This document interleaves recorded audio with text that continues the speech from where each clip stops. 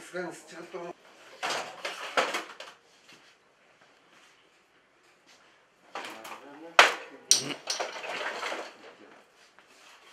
Hangisiydi?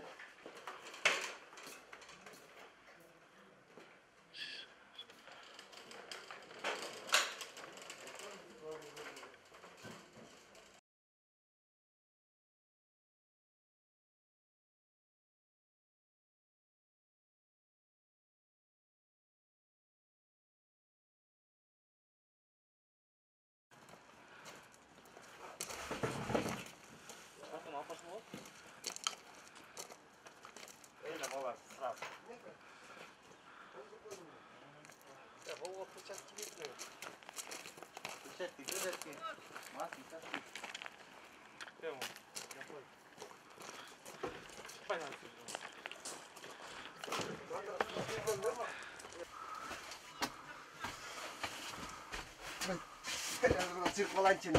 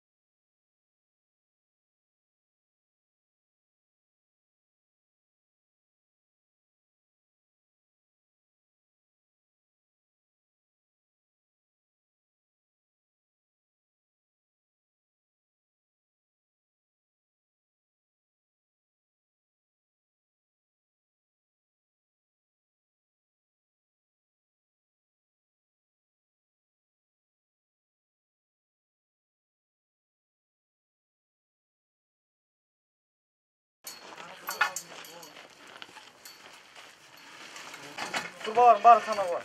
Var koyayım. O. Sen kolun tursun.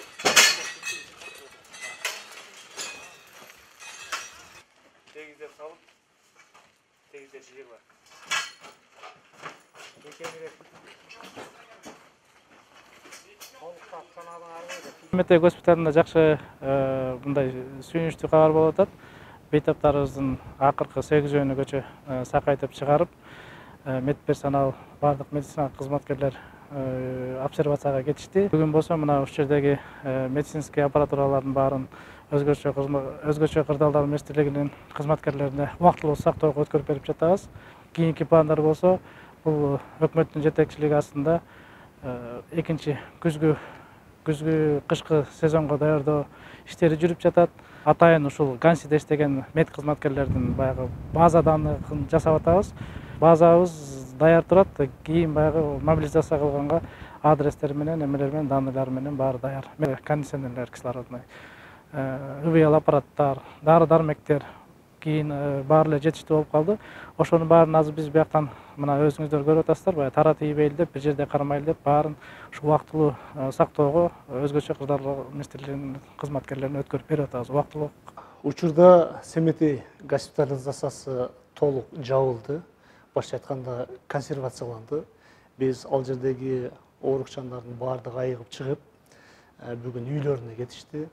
Өзүңүздөр билесиздер, буга чейин жалпы ушул коопсуздук кеңешинин тапшырмасынын негизинде андан сырткары Кыргыз Республикасынын ушул коронавирус илдетине күрөшүү, алдын алуу боюнча атайын ыкчам штаб түзүлгөн. Ошол штабтын тапшырмаларына ылайык мурунку ушул биздин Манас аэропортунун жанында жайланышкан Ганси авиа базасынын объекттерин профилдештирип, ошол обсервацияга госпитализация даярдоо боюнча кыска мөөнөттө өзгөчө кырдаалдар министрлигине тапшырма коюлган. 2 жуманын ичинде өзгөчө кырдаалдар министрлиги ошол жерге 1300дөн ашуун орундуктарды даярдап, биздин жарандарыбызга обсервациядага ошол жерде кароого, ошондой эле госпитализацияга жатып ошол жерде ошол дарыланууга шарттар түзүлгөн. Жалпы бүгүнкү күндө ошол 2 февралдан ошол 27 июнга чейин обсервацияда ошол Семетей обсервациясында 4600дөн ашуун биздин жарандар өздөрүнүн ден соолуктарын карап, дарыланып чыгышты. Ал эми 28 июндан 13 августка чейин, мына кечеги күнгө чейин жалпы госпитализацияда 1676 биздин жарандарыбыз ошол жерде дарыланып чыгышты, жакшы болуп чыгышты. Башкача айтканда, ошол берилген тапшырмалар, ошондой эле Семетей обсервациясы бүгүнкү күндө госпитализация өзүнүн максатына жетти десем жаңылышпайм. Өзгөчө кырдаалдар министрлиги тарабынан Семетей госпитализациясына жакшы шарттарды түзүү боюнча бир топ жумуштар аткарылды. Материалдык жактан ал жерде каржылоо, чарбалык жактардан жетишпеген жерлерди өз учурунда, өз убактысында аткаруу. Андан сырткары ошол жердеги бизде дарыланып аткан жарандарыбызга, ошондой эле ошол жарандарыбызды күнү түнү карап аткан медицина кызматкерлерине, тартипти карап аткан ички иштер министрлигинин кызматкерлерине, ошондой эле чарбалык жумуштары менен күнү түнү алек болуп жүргөн өзгөчө кырдаалдар министрлигине дагы 3 маал ысык тамактар берилди. Андан сырткары ошол дарылануудагы эң негизги жакшы таасир берип аткан бул нерсе, бул суютулган кычкылтек болуп эсептелинет. Ошол жердеги Семетей обсервациясында жатып дарыланып аткан биздин жарандарыбызга суютулган кычкылтек менен камсыз кылуу максатында 8 кубтук ошол шестерна ошол жерде орнотулуп, ошол жерге толук кычкылтек суюктугу кирип, биздин 3 корпус, андан сырткаркы 50 орундук реанимация корпусу дагы ошол суюк кычкылтектер менен жеринде жеткирилди. Андан сырткары ошол кычкылтекти берүүдө жарандарыбызга, оорукчандарга Бобров теги аспаптары менен камсыз кылынды. 135 Бобров аспаптары бүгүнкү күндө өздөрүнүн толук баягы кызматын аткарып, биздин жарандарыбызга өзүнүн жакшы бир жардамдарын берди десек жаңылышпайбыз. Өзгөчө кырдаалдар министрлигине ошол Семетей обсервациясынын күнүмдүк баягы иштерин контролдоо, ал жерге ушул шарттарды түзүү, оорукчандарга, медицина кызматкерлерине шарттарды түзүү, чарбалык жумуштарды аткаруу боюнча тапшырмалар коюлган. Өзгөчө кырдаалдар министрлиги бул тапшырмаларды бүгүнкү күнгө чейин айбирдүүлүк менен өзүнүн мөөнөтүндө оперативдүү түрдө чечип келди десем жаңылышпайм. Бүгүнкү күндө ошол жерде күн сайын ооруларды вирусту жайылтпоо максатында дезинфекциялоо иштери жүрдү. Андан сырткары 3 маал ысык тамактар менен камсыз кылынды.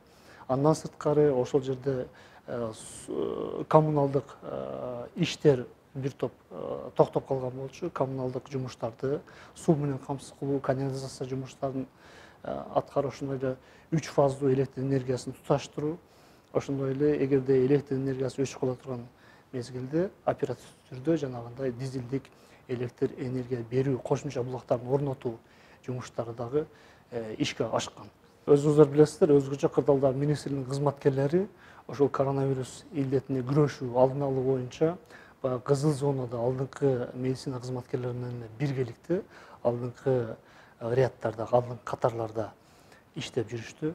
Биз ошолордун бүгүнкү күндөгү ушул аткарган жумуштарын эске алып, өзгөчө кырдаалдар министрлигинин ушул кызыл зонада иштеген биздин кызматкерлерибизди дагы ошол 6 күндүк, 10 күндүк эс алууга Ысык көл көлүбүзгө ошол жерге уюштуруп атабыз. Бул боюнча ошол 3 маал ысык тамактары менен ошондой эле жата турган жерлерин дагы бүгүн сүйлөшүүлөр жүргүзүп, мына эртеңден баштап биздин кызматкерлерибиз өздөрүнүн ден соолугун чыңдоо максатында Ысык көлгө барып эс алып келишет.